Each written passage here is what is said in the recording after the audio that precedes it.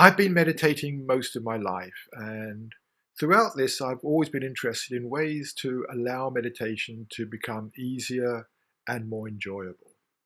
Now, of course, there's many different types of meditation with many different goals. The practices that I'm interested in are ones that allow the mind to relax and settle down into a quieter state, which I think is something most of us would really like to have happen. And for this to happen, any effort or trying is actually counterproductive because it just makes the mind more tense rather than more relaxed.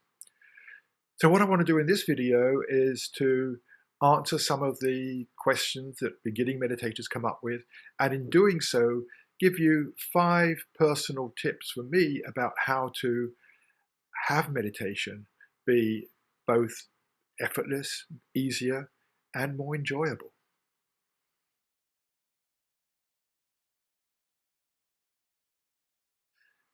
The most common question I hear from people beginning meditation is, how can I stop thoughts coming in? People say, I've tried to meditate, but the monkey mind keeps coming in with that chatter.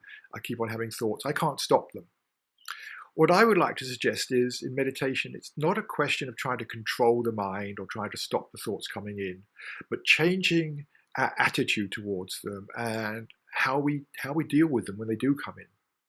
Now, what typically happens in a meditation is we get caught in a thought without even realizing it. It may be something that's interesting, it may seem important, or it may just be some habitual thought that keeps arising. We've had many times before.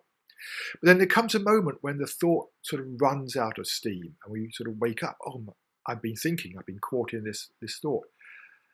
At that moment, don't blame yourself. Don't feel you've gone wrong. You haven't. It happens to the most experienced of meditators. You ask anyone, they say yes, thoughts will come in.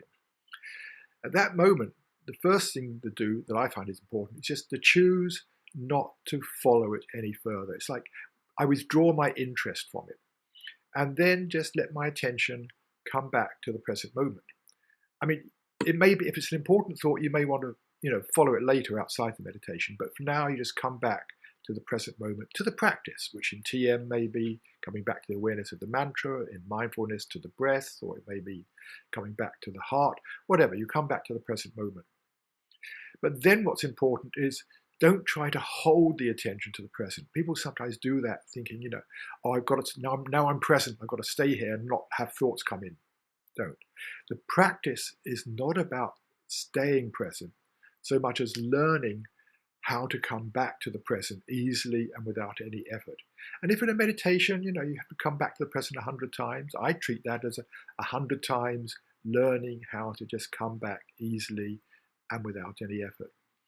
And what you'll find is that gradually the mind begins to settle down of its own accord and thoughts become less and less of a disturbance.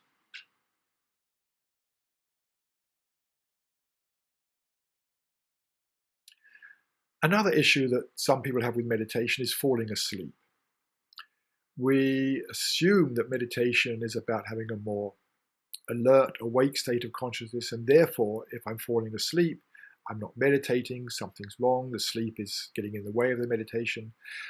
But actually, it's probably the opposite. It's probably a sign that you're meditating correctly. It's a sign that you're actually beginning to relax.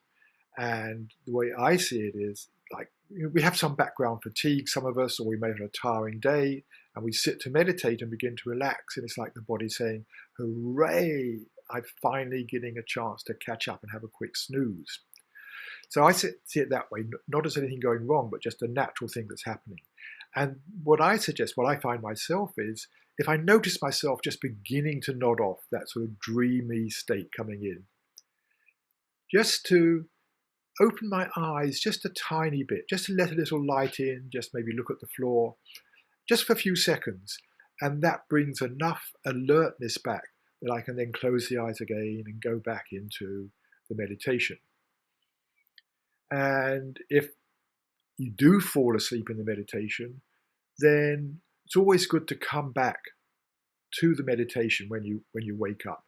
Even if it's right at the end of the meditation, much better to just finish with a few minutes of meditation so that you can come back into the world refreshed from that, rather than coming back in a sort of drowsy, sleepy state.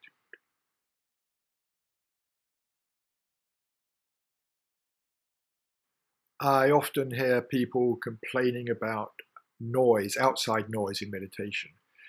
There seems to be this assumption that we cannot have a quiet mind if the world around us is loud and noisy. But this isn't necessarily true. Noise needn't actually be a barrier at all to meditation. It was interesting how the building I used to run a meditation group in was just down the street from a fire station. And it was almost inevitable. It was like we used to laugh at the fact that as soon as we start to meditate, there'd be some alarm and a fire engine would come rushing down the street with its sirens wailing. And people would say, how on earth can I meditate with that noise going on? So I suggested that the next time this happened, people just notice what was going on inside them. And after the meditation, the woman reported that actually she realized it wasn't the noise at all that was the problem, but it was her attitude towards it, her resisting it, her wishing it weren't there. It was that was actually disturbing the meditation. And so what I suggest to people is that if you're in a noisy environment or some noise out there, whatever it is, don't resist it or wish it would go away, but first of all, just notice what's happening within you. And you'll probably find there may be some tension in the body, some resistance, some tightness. Just notice that and say, that's part of what's going on in me as a result. That's part of the present moment.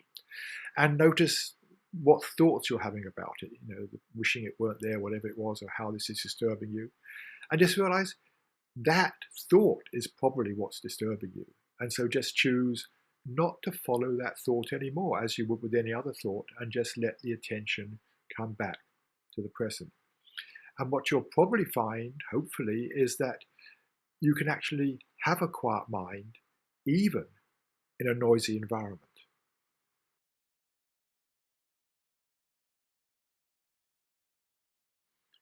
What to do if you don't have time to meditate, or seemingly don't have time to meditate? We may be very busy and just can't possibly fit in 15, 20 minutes meditation.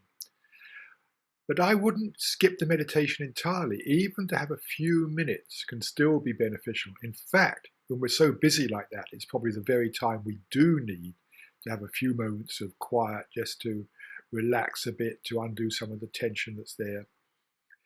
So what I like to suggest to people is that you actually have a regular place and time to meditate. It may be, when you get up in the morning or when the end of the workday, but there's somewhere where you sit to meditate. And you keep the practice of going there regularly. Even if, some days you don't have time to meditate, you're rushing out the door, go to your place and just sit for a minute, 2 minutes, 5 minutes, whatever you can afford, is still going to be much more beneficial than just rushing out the door to do whatever you've got to do. And it sets up this pattern of having a regular practice place. And so you're meditating every day as a practice, even if sometimes it's for a much shorter period than normal.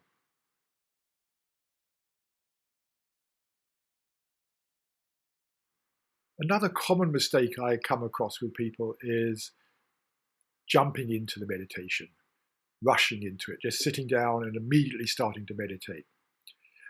What I like to do and suggest other people do is to always start just by taking a few deeper breaths, breathing out with a little sigh. It's like, that's a sign to the body that everything's okay and the body can begin to relax. And when you do that, you may notice some slight tensions or holding patterns there. They're just beginning to let go. So you're just letting your body relax. And then just let the mind relax a little bit, because usually we're sort of zoomed in on something, we're focused in on something that's interesting or something we've been having to do.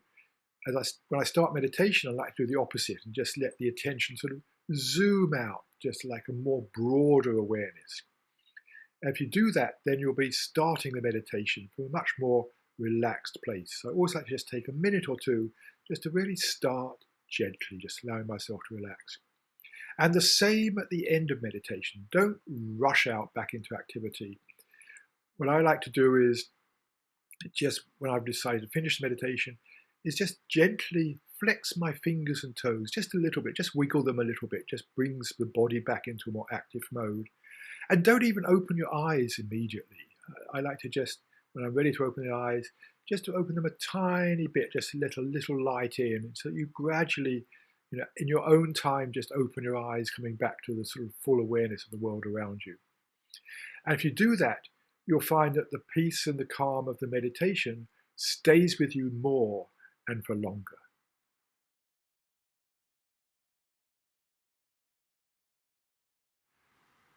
I hope these 5 tips I've given you here will help your own meditation become easier and more enjoyable. And after all, meditation should be enjoyable, not a chore or heavy discipline. For those who want to explore further, I put together a short audio program called How to Meditate Without Even Trying. It consists of 5 lessons that take you from the very basic practices of being present to some of the more advanced techniques I've been teaching students in recent years. There's a link to it here at the end of the video and also in the text below. So thank you for watching, and I hope you find your meditation is more rewarding and valuable as a result.